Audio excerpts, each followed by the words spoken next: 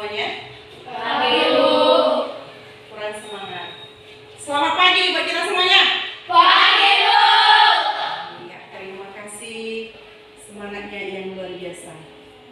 Bagaimana kabarmu hari ini? Puji Tuhan, sehat. Terima kasih. Sudah siapkah kita untuk belajar agama? Sudah, Bu. Tapi sebelumnya, coba silakan berdiri dulu. Biar tambah semangat. Oke. Kita menyanyikan lagu pujian bagi Tuhan dulu, yaitu Firman-Mu Pelita bagiku.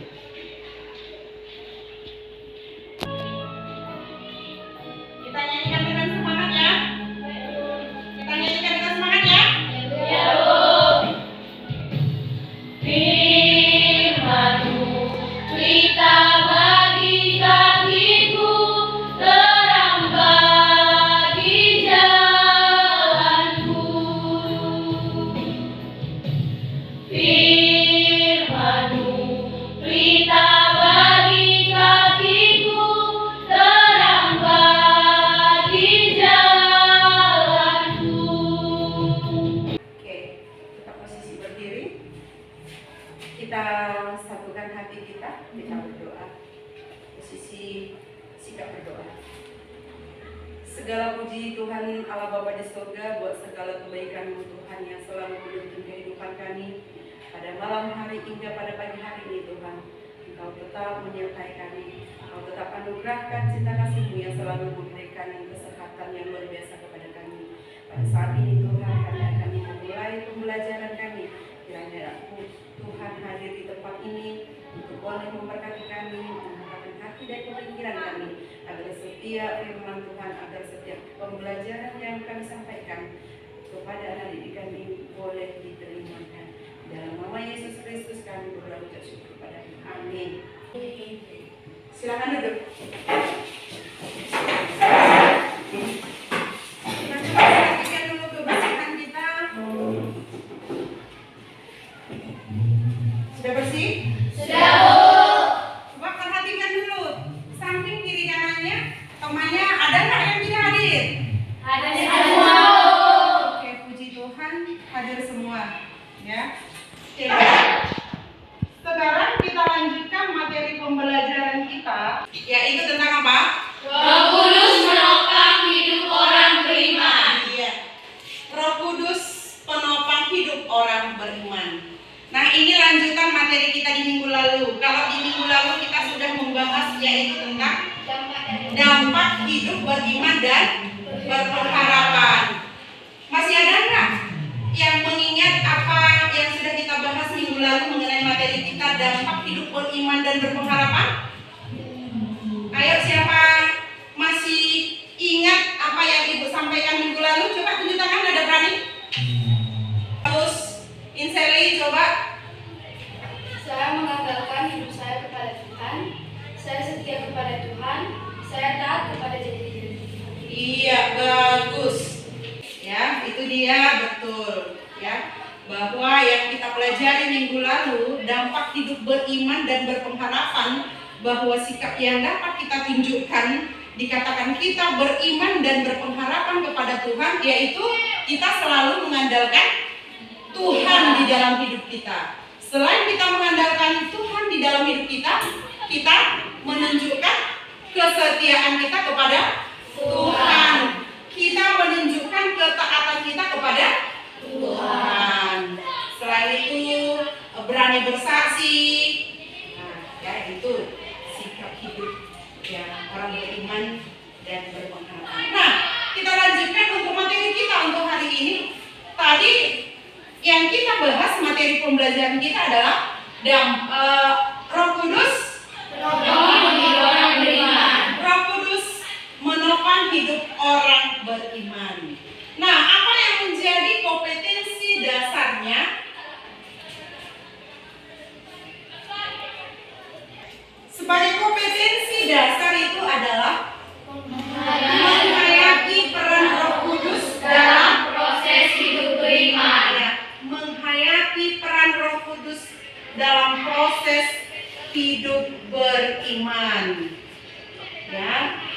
Nah, sekarang kita lihat apa yang menjadi tujuan pembelajaran kita hari ini, yaitu yang pertama apa?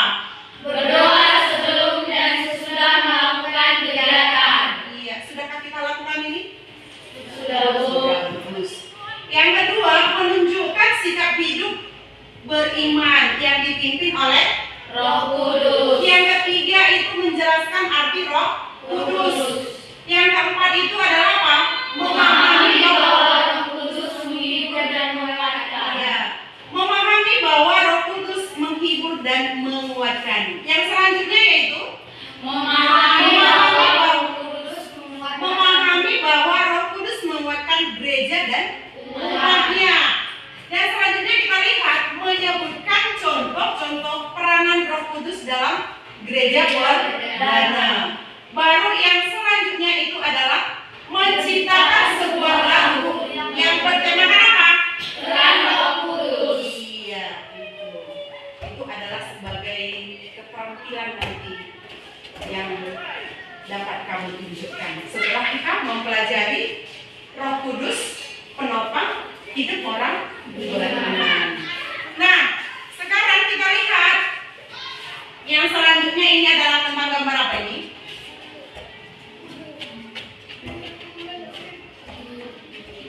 Ayo, itu gambar tentang apa? Coba perhatikan dulu.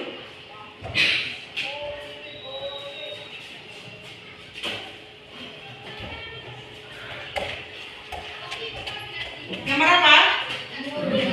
Burung. Burung apa?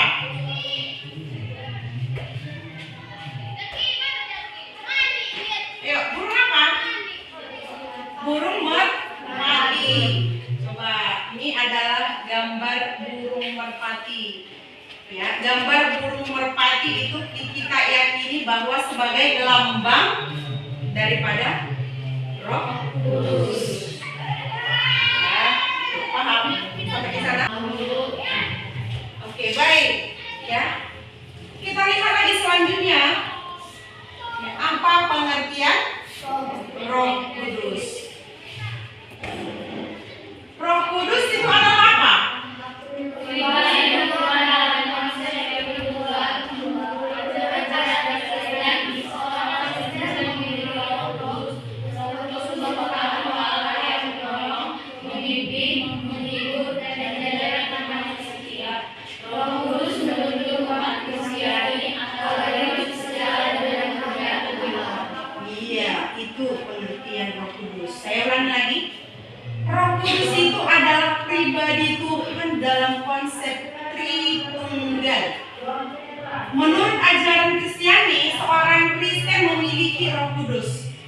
Roh Kudus merupakan Roh Allah yang menopang, yang menolong, yang menghibur, yang memimpin, dan menjadi teman yang setia. Roh Kudus menuntun orang Kristen agar hidup sejalan, seturut dengan kehendak Tuhan.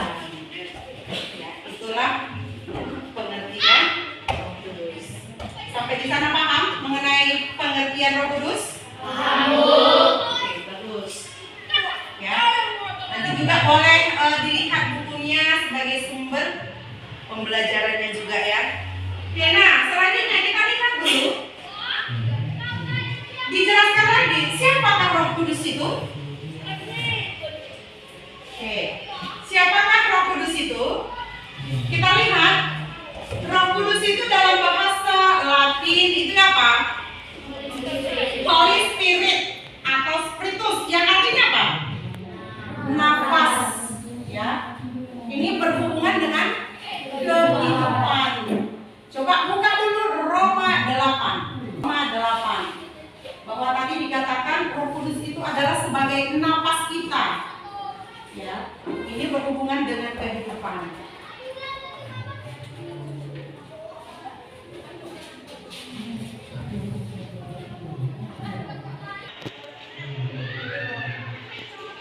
Apa perikopnya di sana Roma 8? Hidup oleh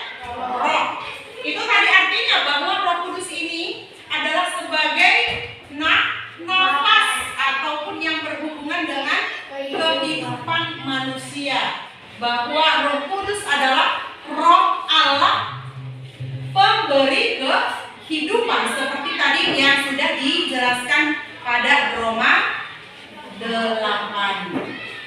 Ya, itu. Baru yang kedua kita lihat Roh Kudus itu adalah bagaimana katanya? Pribadi yang tiga oknum yang sehakikat, yaitu Allah Bapa, Putra, dan Roh Kudus. Itu tadi dikatakan bahwa Roh Kudus itu adalah pribadi Allah yang Tritunggal. Tritunggal itu apa? Ini dia, Allah Bapa, Putra, dan Roh Kudus. Sampai di sana paham? Oke, baik. Kita lihat juga bahwa Roh Kudus itu nampak dalam berupa burung merpati. Iya, seperti yang kita lihat tadi gambar pertama, bahwa tadi gambar pertama itu kita lihat tentang gambar burung merpati. Ya, coba kita lihat dulu penjelasannya mengenai Roh Kudus itu nampak dalam rupa burung merpati. Ya, Roh Kudus nampak dalam rupa burung merpati. Ya, saat Yesus dibaptis oleh Yohanes Pembaptis itu pada Matius 3 ayat 16, Roh Allah itu dilambangkan sebagai burung merpati yang turun di atasnya. Di atasnya itu maksudnya adalah Yesus. Ya, itu. Baru yang selanjutnya bahwa Roh Kudus itu nampak dalam tiupan angin keras dan lidah-lidah api. Ya, ini terjadi pada saat apa? Iya, pada saat Pentakosta. Boleh dibaca, dulu dibuka Alkitabnya pada dalam kitab Kisah Para Rasul 2 ayat 1 sampai 3. Baru yang selanjutnya ini apa? Tiupan angin keras itu melambangkan penguatan lidah-lidah api ini melambangkan semangat dan penerangan jiwa. Nah, ini seperti pada gambar yang pertama tadi. Nih, sudah lengkap semua ya kan? Di sana ada, ini tadi gambar burung merpati. Ini sepertinya ada angin kencang. Sampai di sini paham?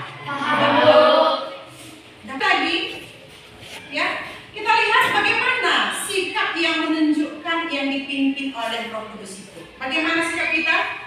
Membaca firman Tuhan, melakukan firman Tuhan, mau menolong sesama, berani ambil menjadi saksi Kristus baik dalam perkataan dan perbuatan, menuntut jalan yang benar, taat kepada Roh Kudus, memberitakan Injil, bertekun dalam doa, taat kepada Tuhan. Iya, nih, kalau kita yakini bahwa Roh Kudus itu memimpin hidup kita, maka kita sebagai orang Kristiani bahwa kita menunjukkan sikap yang sesuai dengan yang dikehendaki Tuhan ini. Ya, membaca firman Tuhan, melakukan firman Tuhan. Yang ketiga, mau menolong sesama. Yang selanjutnya apa? Berani ambil menjadi saksi. Ya, berani menjadi saksi Kristus. Yang selanjutnya apa lagi? Menjaga jalan yang benar. Menuntun di jalan yang benar. Yang selanjutnya apa lagi? Taat kepada Roh Kudus. Ya, taat kepada Tuhan atau Roh Kudus. Kemudian yang selanjutnya apa? Memberitakan Injil. Memberitakan Injil. Ini sama maksudnya dengan berani bersaksi tadi. Ya. Jadi inilah sikap yang harus kita tunjukkan bahwa kita itu sudah dipimpin oleh Roh Kudus. Bisa kita tunjukkan sikap yang demikian? Bisa, Bu. Oke, puji Tuhan. Kalau kita ini seorang remaja Kristen yang harus benar-benar bisa menunjukkan kalau kita sudah dipimpin oleh Roh Kudus. Nah, selanjutnya kita lihat dulu.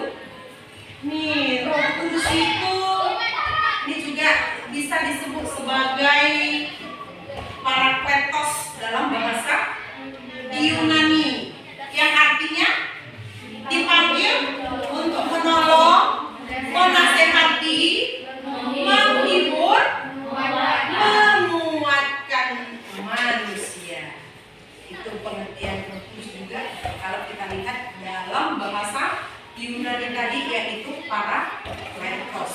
yang artinya adalah dipanggil untuk menolong, menasehati, menghibur, dan menguatkan.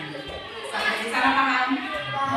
Nah, selanjutnya kita lihat, ya, bagaimana peran Roh Kudus bagi kehidupan orang Kristen. Peran Roh Kudus dalam hidup orang Kristen untuk tadi yang sudah disebutkan adalah menghibur dan menguatkan. Baru yang selanjutnya, bagaimana peran Roh Kudus dalam gereja? Kita lihat, Roh Kudus berperan menyatukan seluruh umat beriman yang berhimpun untuk mengambil bagian dalam komunitas Allah yang Tritunggal. Roh Kudus adalah penolong bagi hidup orang beriman dan menuntun umat beriman. Nah, inilah ya peran Roh Kudus itu bagi umatnya. Ya. Baru yang selanjutnya itu apa? Bagaimana peran Roh Kudus bagi orang percaya? Yang kita lihat. Dalam hal ini Roh Kudus membebaskan orang percaya dari ikatan dosa. Roh Kudus itu menguduskan orang percaya. Roh Kudus itu memimpin kepada seluruh kebenaran hidup orang beriman. Ya, itulah peranan Roh Kudus bagi orang beriman dan peranan Roh Kudus bagi gereja ataupun umatnya. Yang selanjutnya, coba sekarang kita buat diskusi dulu, diskusi kelompok. Ini kita buat 3 kelompok saja ya. Sudah? Ini kelompok 1, kelompok 2, kelompok 3. Ini boleh berbagi kemari. Ini kemari. Sudah? Coba dirapatkan dulu saya ini. Angkat. Coba langsung di sana. Sekarang kita diskusikan masing-masing kelompok dulu mendiskusikan mengenai materi kita tentang Roh Kudus penopang hidup orang beriman.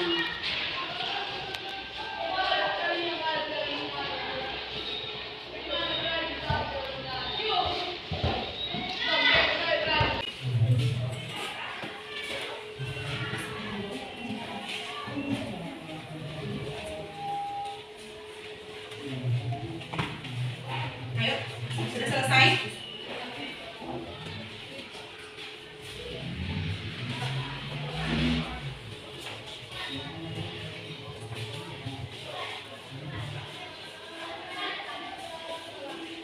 Sudah?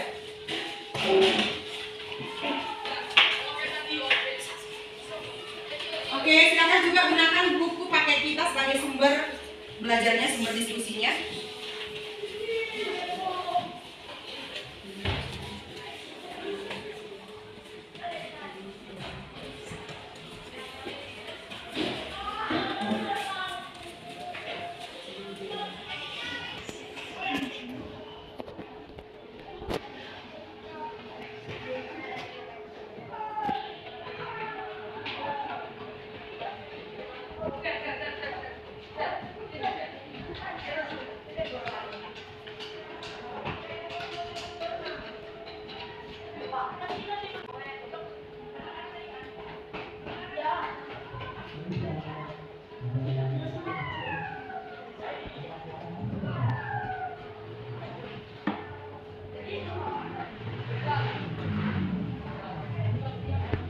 Nah, sekarang sudah bisa kita presentasikan? Oke, baik. Kelompok 1, 2, dan 3. Mana yang duluan?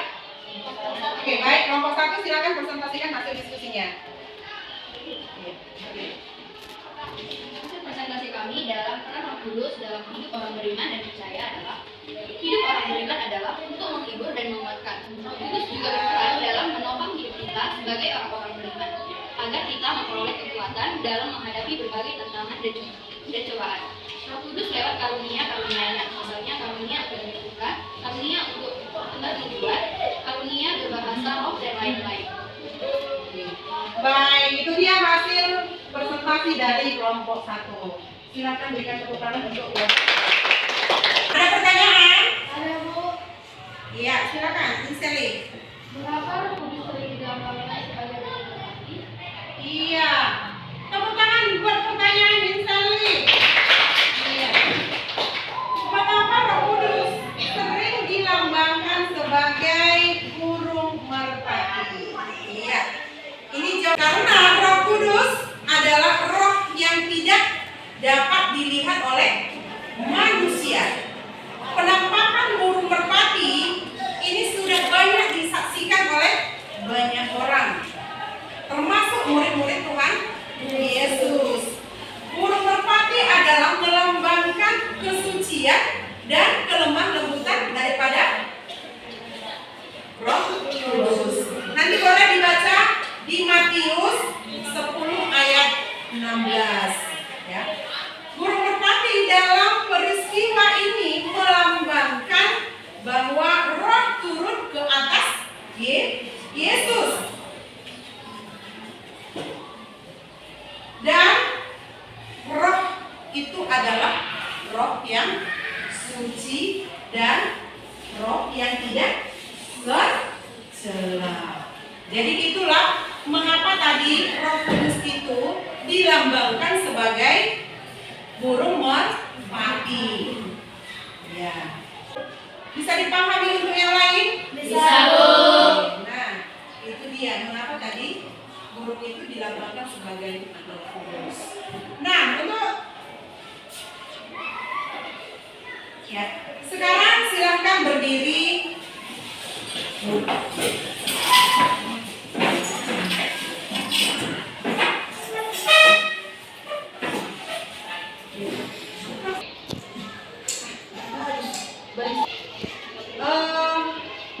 Udah bisa? Nanti tutup doa ya. Oke, nah, baik, materi pembelajaran kita cukup sampai di sini. Untuk menutup pembelajaran kita, silakan dipimpin doa. Sebelum hati kita, mari kita berdoa. Terima kasih Bapak, terima kasih Ibu, terima kasih kepada ibadah kami.